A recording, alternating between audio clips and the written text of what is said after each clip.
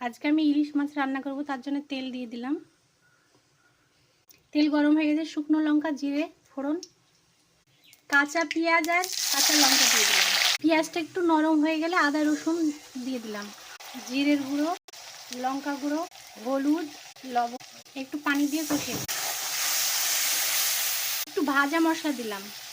ভালো করে কষিয়ে নিতে হবে। কষানো হয়ে গেছে, এবার ইলিশ মাছ দিয়ে দিলাম।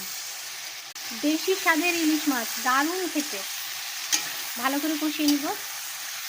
1 মিনিট কষিয়ে পানি দিয়ে দিতে হবে।